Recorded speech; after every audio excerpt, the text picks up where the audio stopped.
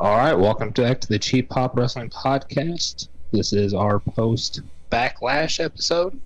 Give quick thoughts and opinions on the matches and the pay-per-view that was.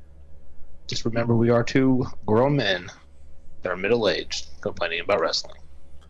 With that being said, we got the ever phenomenal John Hook with us, and let's get this started, big dog. All right. To kick off Backlash, we had Bianca Belair versus Io Sky for the Raw Women's Championship. This match was probably one of the better matches Bianca's had. I thought this one was pretty solid, and she ended up getting the win. I had no idea Io Sky was that over in San Juan. Like, I never would have guessed it. No, it was. I mean, it was surprising. I knew that Io was super talented. I just didn't know she was that over outside of the U.S., I guess. She had put on a hell of a match, man. I'll give her credit. I mean, like, that was, like I said, one of Bianca's better matches, and that was actually one of the better matches of the night. I mean, in my opinion, dude, like, it was good. Yeah. For a second, man, almost for a second, I thought Io had it. For that much of a second, I thought she had it, but Yeah, I liked it. I didn't think there was any doubt who was going to win, but still a great Yeah. match. Next, we Absolutely. had Seth Rollins versus Omos. Seth made Omos look amazing, Yeah, he did. and Seth didn't end up getting the win in this one. Which we called, but damn it, that stomp from the top rope was The something, wasn't it? the no sell on the stomp where he just kept sitting up was a nice touch. Really liked that spot. Finally, somebody with a different take on a reversal for that. Instead of throwing him up out of it, that was cool. Absolutely. Yeah, like I said, I was. We knew Seth was going to make him look good, but I didn't think he was going to make him look that good. Because almost dominant for a little bit, and then like Seth finally overcame. But it was a decent match. I probably put it towards the lower just because there was a lot of good matches on it. Yep. And next we had Austin Theory versus Bobby Lashley versus Bronson Reed for the United States Championship. This one was not the one I thought would be the worst match of the night, but I mean it was, in my opinion. It was. There just wasn't a whole lot of pop for me in this one. You know what I mean? Like, there wasn't a whole lot of like, oh shoot, here we go. Like, it was just kind of like back and forth and kind of just fumbled over each other. Like, I don't know. Didn't get a good feeling about it. If this was a SmackDown show, it probably would have been the best. But on this pay-per-view, it's probably the bottom of the card for me. Yeah, I mean this could have been I don't want to say mid card, but maybe an opener for Raw or SmackDown. Yeah. It was okay. It did its thing. It was a mid card match, and that's what it was. I will give Bronson Reed credit on that. What was it, moonsault from the top rope? Very impressive for a big man to get that kind of movement. So I'll give him props for that. But that's about all I'll give that match. We had a guy on this show who could do it a little bit better. Who's a big guy. Shout out to Donovan. The Mammoth. Next we had Zelina Vega versus Rhea Ripley for the SmackDown Women's Championship. Surprisingly not a squash.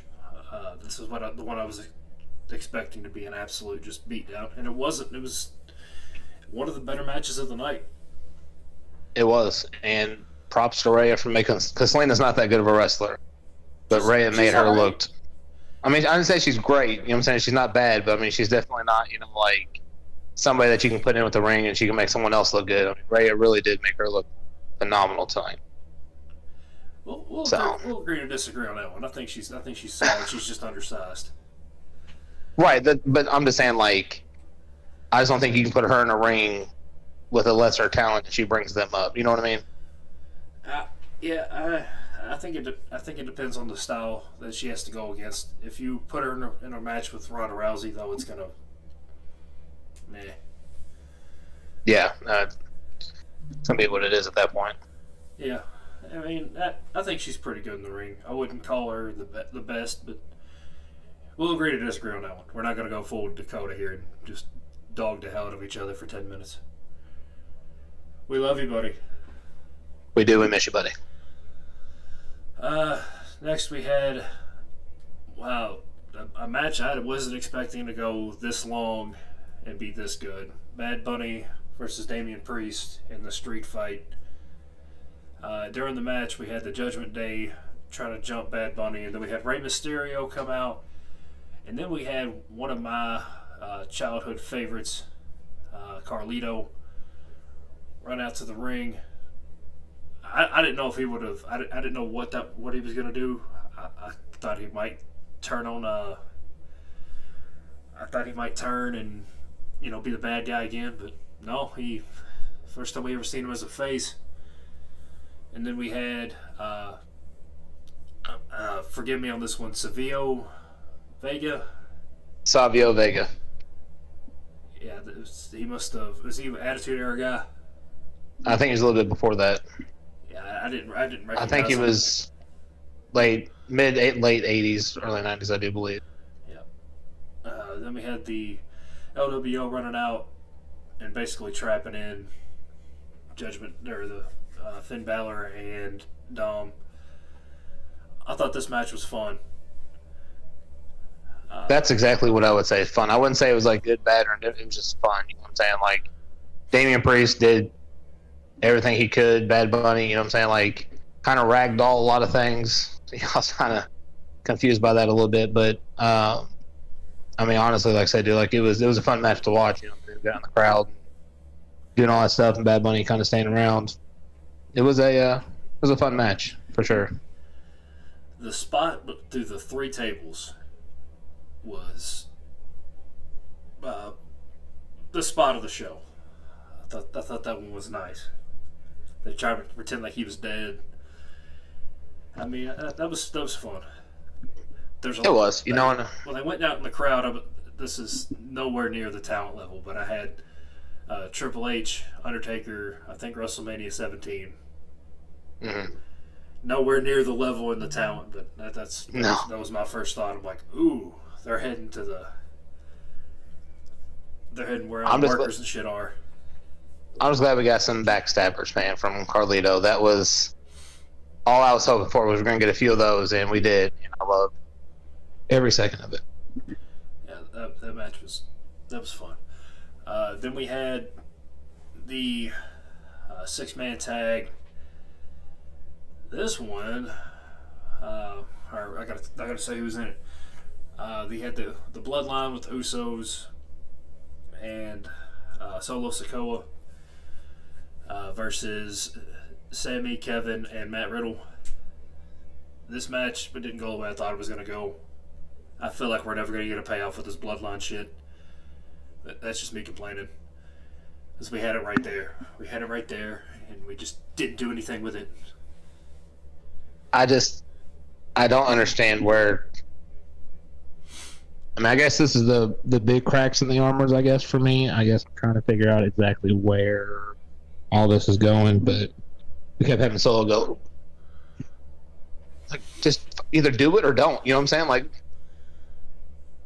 just either spike them or don't. You know what I'm saying? Like, why do we got to keep dragging this on? Like, the whole last part of the match, it was about Solo staring them down. And I did like Jay smacking the absolute crap out of his chest, though, to get back in after Solo tagged himself in. But, oh my God, dude, I didn't get it. I didn't understand it. I don't know why we're still dragging this on. Either spike him in the throat and just be done with it, or what? I mean, I wasn't expecting them to get the win, but they did. Cool. Of course, it was all because of Solo, but I don't know. Just didn't do it for me. I was actually kind of looking forward to the match because I thought we could have got, like, maybe a little bit even better than we got in WrestleMania that night, but it's not anywhere close. No. And I think I'm going to start taking shots for every super kick that goes on in between those matches with those four. You're not going to be alive at the end of that. Probably not. I'm tired of the oh, he's going to do something with the Bloodline stuff. Like, what are we? I know we're probably waiting for SummerSlam or WrestleMania, but outside of that, like, what are we doing? Like, what's the difference between Backlash and an episode of SmackDown or Raw at this point? Like, There is no difference, and that's the part that I think is driving me crazy. It's your time. It's your show. It's your moment. the last Nothing. big, outside of the WrestleMania tag team match, the last big moment we had was Jay basically turning on Sammy and then running back into the ring to hug his brother. Yeah, that was not really sure. I don't know, bro. I'm over Spikes. I'm over Solo doing the and then staring at him. This was actually kind of a bathroom break for me towards the end. I actually finished putting my griddle together mid match on this. Just didn't hold my interest. Not the way I was hoping it was going to. Yeah. Then we had Cody versus Brock. If we had Dakota on this, he may have a different opinion than, unless you didn't like the match. I absolutely loved it. I loved it. It was. I thought it was perfect. They told a story instead of just shitting on every fan. A story. Yeah. Like, absolutely. You had what any of us would have done if we were playing as Cody in WWE 2K. Would have jumped Brock early, beat the hell out of him, and then did the match. Which we were close on the over-under of suplexes. We got to 8 tonight. You called 10. I counted 9 if you want to count the overhead. Oh yeah, so it is 9. Yeah. They call it something else, but it's technically a suplex. But if we were like a belly to belly. I don't know what it was. I don't know what it was called. They called it some sort of throw. It was after he had just did a suplex too. Yeah, like I said, I was counting, and like I said, these are the type of matches you're going to get with Brock Lesnar. These are the ones that are his bread and butter. Get in there, beat each other up a little bit. He throws you around a few times, and if you're going to pin, you're going to pin him on whether he's doing the Kimura. He got Bobby with that same thing with the hurt lock that one time. Mm-hmm. Kind of fell back and rolled him up. If anybody honestly thought that Cody was just going to go in there and just beat Brock out without being some kind of out of nowhere move, you're absolutely insane. Outside of the first few seconds of the match, whenever Cody was coming out, I was thinking Squash City. I thought I was like, the last couple matches went a little long. Cody's going to get squashed here, and we're all going to go home pissed off. I think it played out perfectly, dude. And then when you seen him jump out on him early, I was thinking Brock Lesnar versus Goldberg a few years ago when it ended in 30 seconds. I wasn't hoping for that either. I think everybody's wanting a barn burner on that one, and neither one of them are those give you a 35, 45-minute match of just pure technical prowess, and it was not. It was exactly what I was hoping it was going to be. It was just a quick beat each other up. Brock started leaking from the forehead. I wish I could have got a video of my wife's reaction of it. She's still fairly new to wrestling and hasn't seen some of the more outside of the Undertaker and Mankind match, because I made her watch that. That was the first WWE match I made her watch. Perfect choice. Yeah. No, it's not. Not if you're new. Is that his tooth going out of his nose? But yes. Shout out to Finding Moments on Mattel WWE, though. Probably gonna have to pick up that figure, but anyways, go ahead. Yeah, she was like, "Are they in the match when they do that?" I'm like, mm-mm. No, not at all. They did not show Brock's face for the first couple minutes. He was bleeding, and then when they finally did, it looked like, what is it? Was it like Ric Flair and I forgot who else, just leaking all over each other. It kind of gave me Bret Hart and Steve Austin. Steve Austin had that face covered in blood. I wasn't gonna go there. I was gonna go more.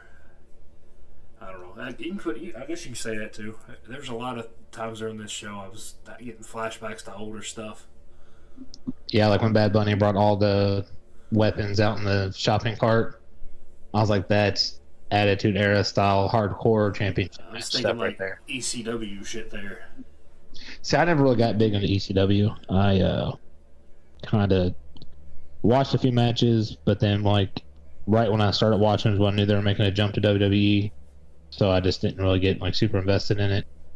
But they are good highlights to watch. Yeah, that honestly, I didn't watch them whenever it was going on because obviously I was a little bit too young to know what was going on, and uh, probably didn't have the stomach for some of the stuff they were doing. But I had binge watched a lot of it during the pandemic. Yeah, it's a good time to do it.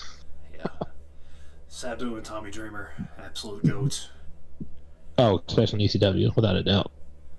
But uh, yeah, this match or this entire card, you could have made this the Extreme Rules pay per view, and it would have absolutely delivered. Absolutely, absolutely. I mean, I'm overall happy because a lot of the shows we've been getting lately on SmackDown and Raw have been kind of hit or miss, and it was good to get even the lower end. You know what I mean? Like they're still watchable for the most part.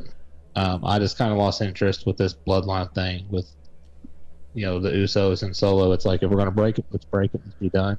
And it was a solid match. It was a solid match. Like, but it's just that I was like, all right, like, can we just poke them in the throat and be done with it? Like that.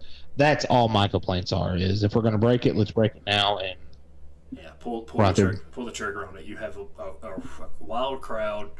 You got a ton of eyes on you.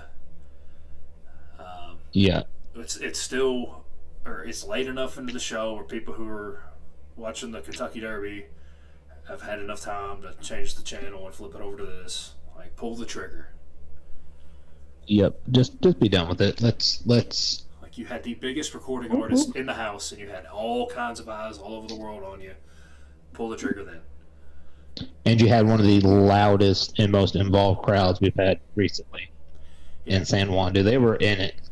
Yeah, shout out to everybody, mainly AEW fans who still haven't showered yet on Twitter, saying that they have pumped in fake crowd noise for this. You guys are the absolute worst. You are the Tennessee Vol fans of wrestling Twitter. Go off, bro. Just go off. Y'all are obnoxious, annoying, point out the littlest bullshit. I know there's WWE fans that do the same. Like, they're just as bad. But at least they know how to use the shower. You just get that bar of soap, guys, and just, to underneath your armpits, like Steve Austin said. You get the toothpaste, wash some things, them gimmicks in your mouth they call teeth. Shampoo, conditioner. I got to use that on my beard. I mean, some of y'all I've seen in public, they don't wash yourselves. You fucking stink. Like your wrestling promotion. Take a shower.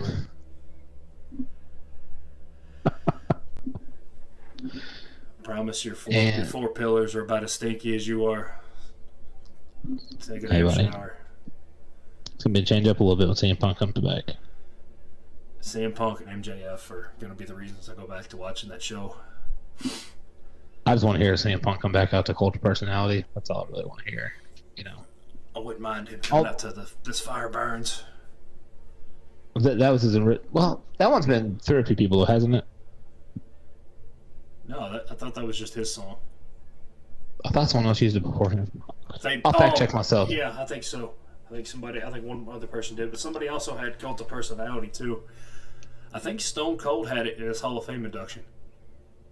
He may have, and I thought, don't fact check me. I'm sure somebody's going to see this. This is right, but didn't Randy Orton have that when he first kind of got going? Was that first song you said? Yeah, I'll have to look. We'll have to fact check ourselves and circle back on that on Monday. But I know for sure Steve Austin had Cult of Personality in his Hall of Fame induction, video package. Yeah, but that's like officially synonymous with CM Punk nowadays, and I was really hoping any moment we're in a WWE pay-per-view, and I think the entire place will erupt. if we As go much back, drama as he calls, he's good. I think some of it, most of the AEW stuff, is a two-way street. A lot of the stuff he did beforehand was definitely on him, because he did try to ruffle a few feathers. I think some of it was on purpose, but I don't think what's going on currently is 100% on him. No, I think it was just the whole promotion itself. Especially when they're taking shots at him in the ring, doing like his botched buckshot thing or whatever. Yeah. Shout out to the Elite. Fucking bums. We need to jump off AEW before you go off on another tangent. Yeah, I need to chill out on that. But back to the real wrestling show. I want to give Backlash. I'm going to give it an A, not an A plus. Because if they would have pulled the trigger on the solo thing, this would have been an A plus and probably one of the best pay-per-views, at least in the last 5 years. One of the better ones, at least. I definitely say it's one of the better ones. I give it a solid A for me. I do believe there could have been some improvement areas, but the match with Bunny and Damien, the match between Cody, Brock, Bianca, Io, it's pretty bad when the down match is the Universal Championship match, and I'm gonna go A, man. I was impressed. I mean, I liked it. It was definitely worth to sit down for 3.5, 4 hours. Yeah. So. It was solid. It was definitely solid. It was 3 hours and 2 minutes. Okay. I was timing it. I think the solo thing kind of made it feel like 4 hours. The Bad Bunny match went on forever.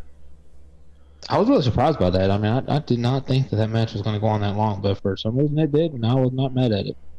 Yep. But yeah, we'll go ahead and wrap this up.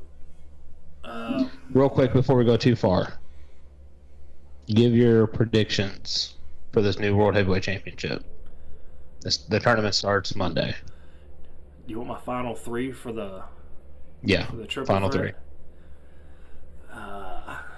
Well, I don't think it's a triple threat. I think it's winner on. There's 2 triple threat matches, and then there's a final at the end of the night. My mistake. Right. I messed up. The final 2. It's definitely not going to be Finn now because they made him look pretty weak tonight. If they bring Drew back, for sure him. I'm trying to think of who else is on on Raw right now. You said my 2. I think it's if Drew can be there. I think it's Drew and Seth. Because what better way to bring Drew back than to put him in this tournament for the championship? Yeah, those 2 for sure. SmackDown gets a little tricky because my heart is saying one thing and my mind is saying a whole other thing. My heart. Your fandom.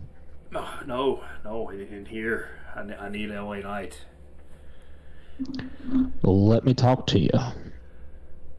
I need LA Knight, but we're probably going to get Roman Reigns in there somehow. Dude. Ooh, my prediction the other day, or if I forgot to say it, might come true. Jay turning on Roman, getting in this tournament, getting him into the finals. Do you think Solo joins it? I hope so, because I know he's not going to win. There's no way. Yeah. I'm trying to think. We've got Bobby, Karrion, Shinsuke, LA Knight, the Usos, Grayson Waller. My heart wants Karrion Kross and LA Knight, but I'll never get that. Oh, that'd be amazing. I'd be fine with either one of them, honestly. And then get Karrion Kross versus Drew. Seth Rollins. No. Finish that Drew. Finish the story with Drew. Long storytelling there, bud. Good job. The one that never really got off the ground. still don't know why they did that, but I'm just a fan. But damn, I would be very into the Karrion versus Drew for the new world heavyweight non-WWE championship that Roman's not wearing around his waist. Yeah. Something like that, right? Yep. Who else did we got on SmackDown? I'm trying to remember now. Bobby, Austin, Theory. Yeah, give me Bobby for sure. There's no way they're going to have Bobby lose this many times in a row without some sort of payoff for him. But he's never been the one to lose, though. You know what I mean? Like, he's not ever been the one to be pinned. That's what I'm saying. Like, they're not going to keep him just taking triple threat losses all the time. Oh, maybe that does mean he's probably going to lose on SmackDown. God damn it, that just ruined the whole thing for me.